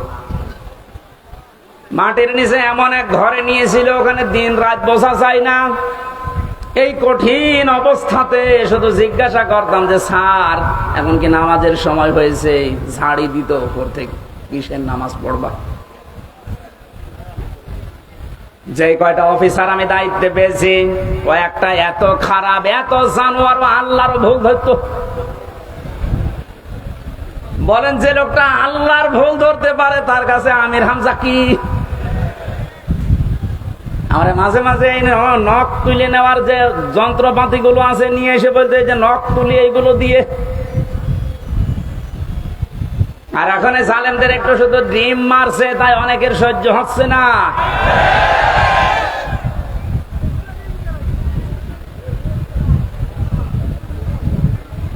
এত বড় কঠিন শাস্তির ভেতরে কেউ 8 বছর 10 বছর, আমি তো কান্নার আওয়াজ শুনতাম মাঝে মাঝে 7 তলা থেকে। কারারক্ষীরা বলতো, এমনকি ওখানে প্রশাসনের যে মানুষগুলো বলতো, হুজুর এখানে অনেকেই 2 বছর 3 বছর 5 বছর আছে, কেউ জানে না। আপনি যদি বাইরে যেতে পারেন বলবেন। কিন্তু ভাগ্যের নির্মম পরিহাস, বের হওয়ার পরে এমন এমন থ্রেট দিয়েছে, যদি কোনো কথা উচ্চারণ করি আমিও গায়েব হয়ে যাব। আল্লাহ যেহেতু নিজে দয়া করে এখন সুযোগ দিয়েছে, এ বাংলাদেশে শুধু ডিবি অফিসে না, এই ডিজিএফ এর দায়িত্বে যারা আছে, আর্মির এখানে মাটির নিচে আয়না ঘর না, এরকম বহু জায়গায় আছে, যেখানে যেটা আছে খুঁজে বের করে ওখান থেকে সবাইকে তাড়াতাড়ি মুক্ত করে দেন। এটা মানবতার সাথে সব চাইতে বড় অপরাধ এই আয়না ঘর, এই গুম। আজকে বিশ্ব গুম দিবস ছিল। বাংলার মানুষেরা এ কঠিন কঠিন শাস্তির পরও আমরা ব্যারিস্টার আরমানের দিকে তাকিয়ে দেখলাম ওনার মাথার চুল উঠে গেছে কিন্তু চামড়া ওঠে নাই। আর আল্লাহ বলেন নাযাআতাল লিশাওয়া, এই লাজা দিয়ে প্রবেশ করার সঙ্গে সঙ্গে মানুষের আগে চামড়া উঠে যাবে। এখন আপনি টের পাচ্ছেন যে কঠিন কত বড় ভয়ঙ্কর জায়গা। এই লাজার ভেতরে আল্লাহ বলেন তাদউ মান আদবারা ওয়া তাওয়াল্লা, তাদেরকে লাজা ডাকতে থাকবে যারা সত্যকে সত্য জানার পরেও পিঠ ফিরিয়ে চলে গেছে। এই দেশে 8:30 থেকে 9:30 থেকে আরাম আরম্ভ করেছি, এখন 10:30 বাজতেছে। একটা ঘন্টায় যত কথা বললাম, একটা কথা কোরআনের বাইরে হাদিসের বাইরে মন মতো বলেছি। কোন উদাহরণ যদি দিয়েছি কোরআনের সাথে মিলিয়ে দিয়েছি। এই সত্য পথের দিকে আপনাকে আমি আহ্বান জানাচ্ছি। আমরা এক জালেম থেকে মুক্ত হয়ে পৃথিবীর আর কোন জালেমের হাতে ধরা দিতে চাই না। আমরা এখন কোরআনে কারিমের বাস্তব অভিজ্ঞতা দেখতে চাই। কারণ এই দেশটা 53 বছর স্বাধীন হয়েছে, বাবা চালিয়েছে অনেক দিন, আমরা দেখলাম। আমি দেখি নাই, মুরব্বী দেখেছি। স্বামী চালিয়েছিল, আমি দেখি নাই, কারণ 92 সালে জন্ম। মুরব্বীরা দেখেছে। চাচা চালিয়েছিল, আমি দেখেছি না, কানে জানি না, শুনেছি। কথা বলছে না কেন? ববরটা তো দেখলাম, ভাবিরটাও দেখেছি। সবাই তো সবার মতো চালিয়েছে। এখন শুধু দেখতে বাকি আছে যে কোরআন দিয়ে দেশ চললে কেমন দেখা যায়।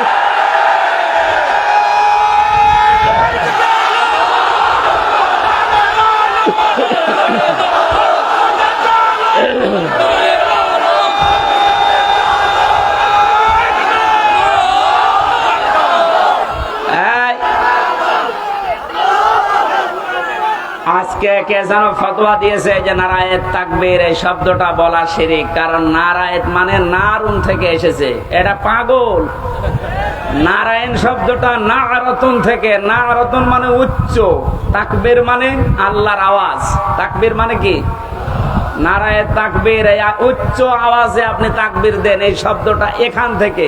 ওরা নারায় এখান থেকে নিয়ে এসেছে, নারুন মানে আগুনের তাকবীর। এটা আমাদের কলবের, অন্তরের এবং আত্মার সাথে মিশে থাকা একটা তাকবীর। এটা হযরত ওমর যেদিন দিয়েছিলেন, কাফেরেরা তাড়াতাড়ি করে দরজা জ্বালানা বন্ধ করে বলছে দরকার নেই, ওর সামনে গেলে মাথা থাকবে না। সুতরাং এই তাকবীর আমরা মরণ পর্যন্ত দিতে রাজি আছি। এই শব্দটা শুনে যারা মৌলবাদ বলে অনেকে আওয়াজ তুলেছিল, আপনি আল্লাহু আকবারের শব্দের যদি মৌলবাদ বলে উল্টাপাল্টা ফতোয়া দেন, আপনার জানাজা পড়া, কবরে যাওয়া জায়েজ নেই। কারণ আপনি এমনিতেও জাহান্নামে যাবেন, অমনিও জাহান্নামে যাবেন। তাহলে সত্য পথের দিকে ডাকার পরে আমরা চাই চর্ম চোখে দেখতে যে কোরআন দিয়ে চললে কেমন দেখা যায়। যেহেতু আল্লাহর সাহায্য এবং বিজয় আমরা কিছু দেখতে পেয়েছি। অনেকে এখানে এসেছে, এশার নামাজে হয়তো পড়তেও পারেন, ইযা জাআ নাসরুল্লাহি ওয়াল ফাত। হে নবী, যখন আল্লাহর সাহায্য আপনি আসবে তখন বিজয় দেখতে পাবেন। বিজয়ের ভেতরে যতগুলো কাজ আছে তার অন্যতম একটা কাজ হচ্ছে ওয়ারাআইতান নাসা ইয়াদখুলুনা ফি দীনিল্লাহি আফওয়াজা। সত্যিই যদি আল্লাহর সাহায্য এসে যায় তখন আপনি বিজয় পাবেন। আমার তো মনে হয় এত বড় বড় মহারথীরা 17 বছর চেষ্টা করে জালেমের একটু চুল পরিমাণ নড়াতে পারে নাই, কিন্তু ছাত্ররা যা করে দেখিয়েছে, এই বৈষম্য বিরোধী ছাত্র আন্দোলনের এই নেতারা, আমার মনে হয় আল্লাহ আবাবিল পাখির মতো তাদের কাজে লাগিয়েছে। এটা নিঃসন্দেহে আল্লাহর সাহায্য এবং বিজয়। আর বিজয় আসলে যে 7টা কাজ হয়, তার 1 নম্বরের কাজ হচ্ছে দলে দলে পালে পালে মানুষ ইসলামে প্রবেশ করবে। এই 26 দিনে আমরা যেটা দেখতে পেলাম, কথা বলেন না কেন? 25 দিনে 5 তারিখ থেকে 30 তারিখ পর্যন্ত তাকান, কত হিন্দু আমিরে জামাতের হাতে হাত দিয়ে মুসলমান হয়ে যাচ্ছে। কত জালেম পর্যন্ত নিজের জুলুম স্বীকার করে আজ ইসলামে আসতেছে। আজকের একটা জরিপ পেয়েছি,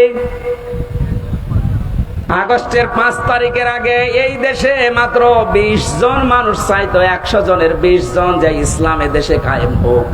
কিন্তু এই 25 দিনের মাথায় এখন অবস্থা এমন দাঁড়িয়েছে, এই দেশে এখন 100 জনের 35 জন মানুষ চাচ্ছে যে ইসলাম কায়েম হোক।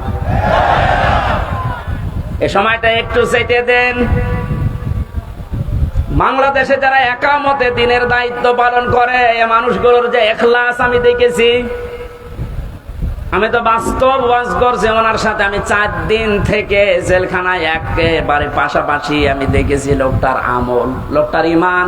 এই যে পরবর্তী আয়াতে ওইটা আসবে, ওনার যে মর্যাদা, ওনার যে ভরসা, তাওয়াক্কুল আল্লাহর উপরে। আমির হামজাকে লক্ষ্যটা এক জায়গায় করলে ওই রকম তাওয়াক্কুল হবে না।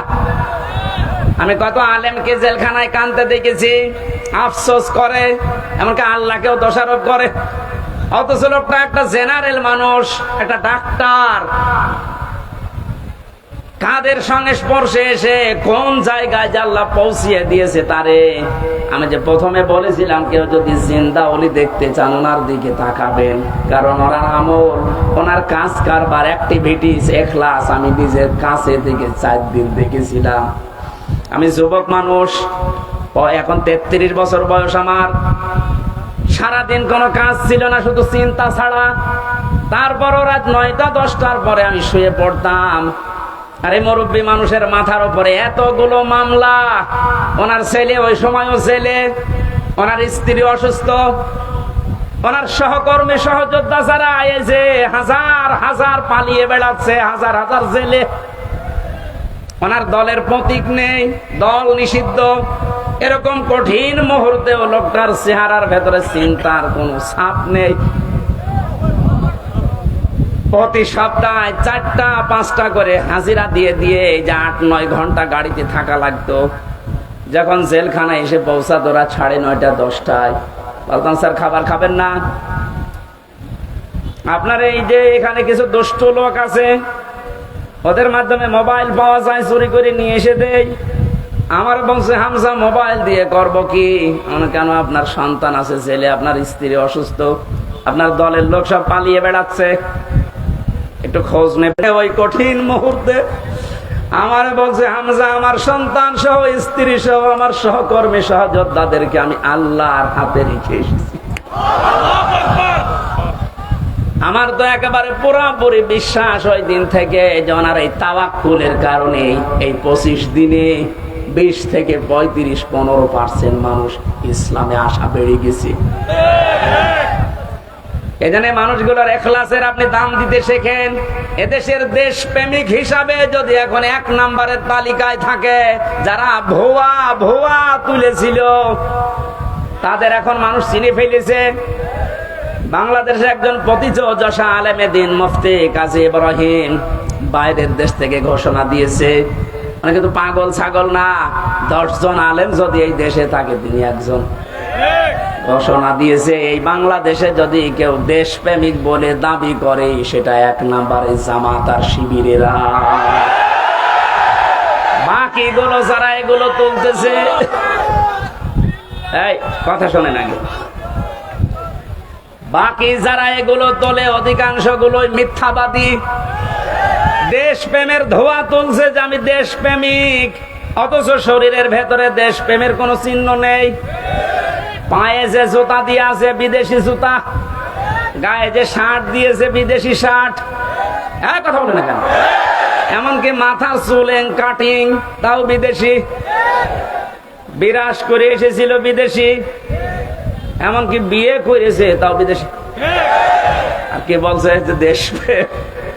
শয়তান এগুলো দেখে হাসতো, এখন মনে হয় শয়তানের হাসি একটু বন্ধ হয়েছে।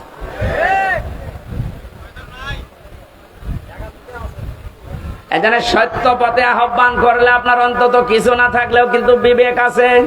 বিবেক থাকার পরও যদি কেউ উল্টা দিকে চলে যান, সে যে দলের লোক হন, আপনাকে আল্লাহ লাজাই দেবে। লাজাই গেলে প্রথমে চামড়া খসে যাবে।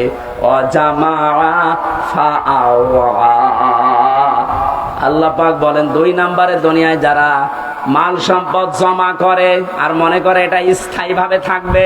এটা আজকে অনেকেই 17 বছর মনে করেছিল। এই জন্যই তো পদ্মা সেতুর চাইতেও একজনের টাকা বেশি। এই দরবেশের টাকার পরিমাণ দেখেছেন, শুধু ঋণ ছিল 36,000 কোটি টাকা পদ্মা সেতু বানাতে। 2 নাম্বারই করে লেগেছে মাত্র 32,000 কোটি। তার মানে ওর টাকা দিয়ে আরেকটা বানানো যাবে। এই আয়াতের সাথে 100 ভাগ মিলে গেছে। ওরা মাল সম্পদ জমা করে আর মনে করে এটা স্থায়ী ভাবে আমার কাছে থাকবে, এ আর হাত ছাড়া হবে না। আল্লাহ এমন ভাবে ধরেছেন, চোখ বন্ধ করার সময় দেয়নি।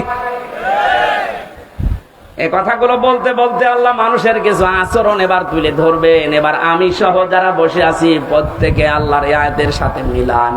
ইন্নাল ইনসানা খুলিকা হালুআ। অবশ্যই আমি আল্লাহ মানুষকে বানিয়েছি অস্থির চিত্ত রূপে। সব সময় মানুষ শুধু ব্যস্ত ব্যস্ত ব্যস্ত। 2 নম্বরে ইদা মাসাহু শাররু জাজুআ।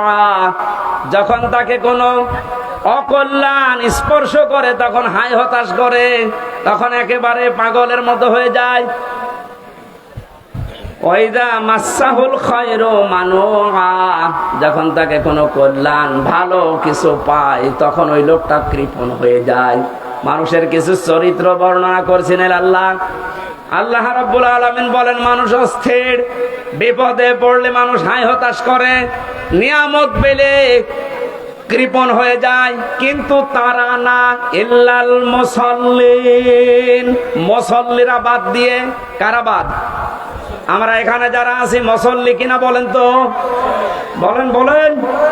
জীবনে যাই করেন না কেন ফরজ নামাজ ছেড়ে দেবেন না। মুসল্লি যারা আছে তাদের এবার আল্লাহ 12টা গুণ দিচ্ছেন। সব মানুষের ভেতরে আগের বর্ণিত এই গুণগুলো আছে। এরা অস্থির, নিয়ামত পেলে এরা কৃপণ হয়ে যায়, বিপদে পড়লে হায় হতাশ করে। কিন্তু মুসল্লিদের ভেতরে এগুলো থাকবে না। মুসল্লিদের ভেতরে যেহেতু এগুলো থাকবে না, আর আমরা মুসল্লি দাবি করছি, কোরআন বলছে তোমাদের ভেতরে 12টা গুণ থাকা লাগবে। কয়টা? আজকে এই 12টা গুণের কথা শুনে বাড়ি নিয়ে যাবেন, তাহলে এই মাহফিল সাকসেস হবে। কথাগুলো আমরা বলছি, এই মাহফিলটা যেহেতু এতিমদের জন্য দিয়েছে, ওনারা বারবার পেছন থেকে খোঁচাচ্ছে যে আমাদের টাকা পয়সা কিছু দরকার এতিমের জন্য। 3-4 মিনিট সময় দিচ্ছি, 12টা গুণ আমি বলবো। যারা যাচ্ছে ওনাদের কাছে সর্বোচ্চটা একেবারে শেষ, বাড়ি যাওয়ার ভাড়া রেখে বাকিটা দিয়ে দেবে। আপনি রাখবেন না ভাই। আমার আশপাশে যদি আর কোনো জায়গায় অনুষ্ঠান আছে, মনে হয় এই যে পীরগঞ্জে আছে একটা, এরপরে কোথায় কোথায় যেন আছে আমি মনে নেই সঠিক, এলাকায় আসলে এশার নামাজের পরে আমারে তুলে দিয়ে, আর মাইক নেবেন জেলা শহরের পাওয়ারওয়ালা মাইক। আমার আজকে গলাটাও ব্যথা করছে। যারা যাচ্ছে কই, লোকজন কই? আমি পারিবারিক জীবন নিয়ে মেয়েদের জন্য 2টা বই লিখেছিলাম, জেলখানায় বসে বসে কোর্ট করে বাইরে এসে ওটা পাবলিশ করেছি। ওই যে গাড়ি আছে ডানে, আপনার মেয়ের জন্য, বিশেষ করে মেয়ের জন্য আর বর জন্য নিয়ে যাবেন, ওদেরকে আগে পড়াবেন। পারিবারিক জীবনে স্বামীর সাথে অশান্তি হবে না ইনশাল্লাহ। ওটা যাওয়ার সময় অবশ্যই নিয়ে যেন। ওই যে ডানে গাড়ি আছে। আব্দুল করিম ভাই 10,000 টাকা পাঠিয়েছে, জোরে বলেন মারহাবা। মাওলানা নজরুল ইসলাম ভাই 10,000 টাকা, লিল্লাহে তাকবীর। আলেমরা টাকা দিচ্ছে, আর যাদের টাকা আছে এরা কি করছে? আবু বকর সিদ্দিক ভাই পাঠিয়েছেন 5,000 টাকা, জোরে বলেন মারহাবা। আবু তালিব সরকার ভাই পাঠিয়েছেন 3,000।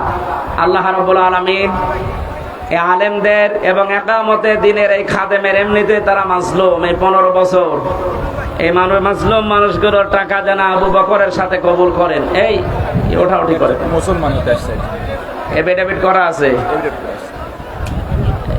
গোলাম মোস্তফা 10,000।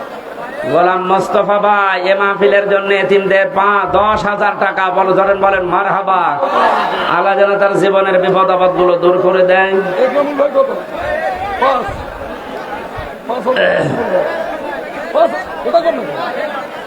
না। মৌলানা ইকরামুল হক 5000। মাওলানা একরামুল ভাই পাঠিয়েছেন 5000। জোরে বলেন মারহাবা। এই নিজে না দিতে পারলে একটু। এখানে আমার এক ভাই এসেছে অমুসলিম কুড়িগ্রাম থেকে, উনি ইসলাম ধর্ম গ্রহণ করবে, যে এফিডেভিট করে নিয়ে এসেছে। লিল্লাহে তাকবীর। নাম কি ওনার? নূর ইসলাম বর্তমানে। না, এখন নাম কি? নাম কি ছিল? আমাদের তো কালেকশনের ব্যাকআপ করবে। হ্যাঁ? আপনারা দয়া করে একটু বসে পড়ুন সিগারের সাথে, দয়া করে একটু সিগারের সাথে বসে পড়ুন। আপনারা একটু কই লোক কই? আপনাদের এলাকার ইমাম। আমাদের ব্যাগ গুলো হারিয়ে যাবে, আপনারা একটু বসে পড়ুন। শুনেন, এখনই আমাদের একজন হিন্দু ভাই ইসলাম গ্রহণ করবে। আপনার সবাই বসে পড়ুন, সবাই বসেন, এখন বসে পড়ুন, সবাই বসে পড়ুন, এখনই ইসলাম গ্রহণ করবে।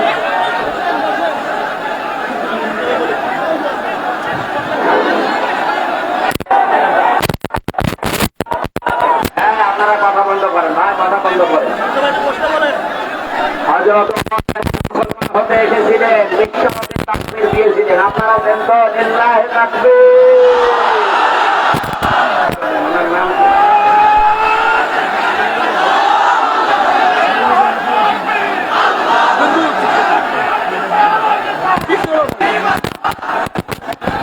ওনার নাম ছিল, পূর্বের নাম ছিল নিরাসন। এখন বর্তমান নাম পছন্দ করেছে মোহাম্মদ নূর ইসলাম। ওনাকে আমরা কালেমা পড়ানোর মাধ্যমে আমাদের ইসলাম ধর্মে দীক্ষিত করবো ইনশাআল্লাহ। এই আপনারা কথা বন্ধ করুন।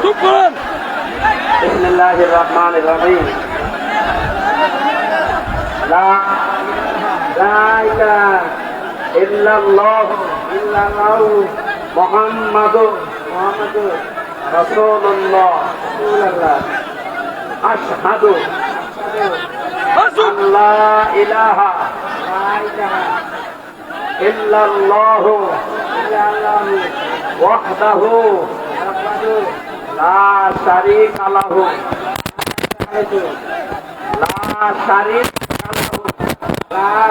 লাহু ওয়া আশহাদু আন্না মুহাম্মাদান আবদুহু ওয়া রাসূলুহু। আমি সাক্ষ্য দিচ্ছি, আল্লাহ বাদে কোন মাহবুব নেই, ইলাহা নেই, ইবাদত করার যোগ্য কেহ নেই, ইবাদত করতে কেহ নাই। এবং আমি আরো সাক্ষ্য দিচ্ছি মুহাম্মাদুর রাসূলুল্লাহ আল্লাহর বান্দা এবং রাসূল।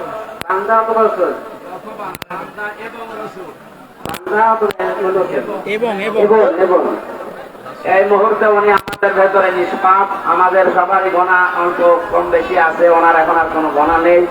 আমরা এই লাখো মুসলিমদের ভাইয়ের পক্ষ থেকে আমরা ওনাকে বুকে আলিঙ্গন করছি। লিল্লাহে তাকবীর।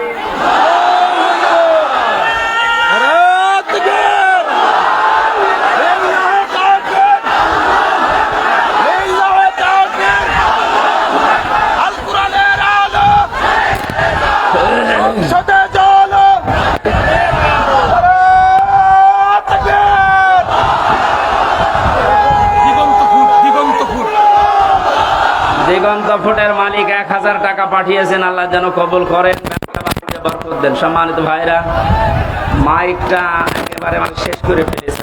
আমি আশা করছি এরকম মাইক মাহফিলে দেবেন না। একটু আমরা এখনো মজলুম অবস্থায় আছি এবং মুসাফির অবস্থায় আছি। বসেন ভাই, তারপর অসুস্থ অবস্থায় আছে। যে যেখানে দাঁড়িয়ে আছেন বসেন তো।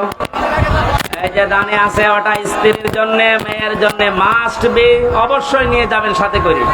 পরিবারে আমার মনে হয় জেলখানায় আমি দেখেছি 100 জনের 70 জন এই পারিবারিক মামলার কারণে জেল খাটতেছে। এটা যেন আর না হয় সেই জন্য লিখেছিলাম, এটা নিয়েছেন। আল্লাহুম্মা আমিন। লা ইলাহা ইল্লা আনতা সুবহানাকা ইন্নী কুনতু মিনাজ জালিমিন। রব্বুল আলামিন বৈষম্য বিরোধী ছাত্র আন্দোলনে যে মানুষগুলো জীবন দিয়ে গেল, যাদের মাধ্যমে স্বাধীনভাবে তোমার কোরআনের কথাগুলো আমরা বলতে পারি, শুনতে পারি, তাদেরকে তুমি শাহাদাতের মর্যাদা দান করো আল্লাহ। তোমার যে বান্দা আজকে তোমার ইসলাম ধর্মে দীক্ষিত হয়েছে, নাম নিয়েছে নূর ইসলাম, ইসলামের আলো, মেহেরবানি করে ওমরের মতো বানিয়ে দাও। এই পলাশবাড়ির ময়দানে যারা কোরআনের জন্য কষ্ট স্বীকার করেছে, এদেরকে মাফ করে দাও। আগামীতে এই মাহফিলটা কোরআনের খাদে খেদমতে, কোরআনের প্রচার প্রসারে বিশাল আকারে কবুল করো। মা বোনদেরকে মাফ করে দাও। আইলে আমার কণ্ঠের মারাত্মক ব্যথা করছে, আমার কণ্ঠটা তুমি ভিক্ষা দাও। রব্বুল আলামিন যত আলেম এখানে বসে আছে, একামতে দিনের খাদেমরা বসে আছে, এদেরকে তুমি আবু বকরের সাথে কবুল করে নাও। এই বাজারে যত মানুষ ব্যবসা বাণিজ্য করে, আল্লাহ ব্যবসা বাণিজ্য বরকত দিয়ে দাও। যত এতিম এই পলাশবাড়ির মানুষেরা লালন পালন করছে, আল্লাহ এতিমদেরকে মেহেরবানি করে মুহাম্মদ রাসূলুল্লাহ যেহেতু এতিম ছিলেন, তার সাথে তুমি কবুল করে নাও। এদের অভাব অনটন দূর করে দাও। এই রংপুর বিভাগের মানুষেরা, বিশেষ করে আমরা জানি বাংলার অন্য এলাকার তুলনায় এরা এমনিতে একটু গরিব মানুষ, আল্লাহ এদের অভাব দূর করে দাও, এদের স্বভাব তুমি ভালো করে দাও। এই গাইবান্ধা জেলাটা কোরআনের ঘাঁটি, সারা বাংলাদেশ এটা জানে। আল্লাহ এটা যেন এরা সামনে প্রমাণ দিতে পারে, সেই ঈমান এবং যোগ্যতা এদেরকে তুমি দাও। বারাকাল্লাহু লানা ওয়া লাকুম ফিল কোরআনিল আযীম। কখন কার মরণ চলে আসে জানি না। মরতে আমাদের দুঃখ নেই, চিন্তাও নেই, ভাবনাও নেই, কিন্তু আমরা শাহাদাতের মরণ চাই। কোরআনের পাখি সারাটা জীবন দোয়া করতো, আল্লাহুম্মা ইন্নী আসআলুকা শাহাদাতান ফি সাবিলিক।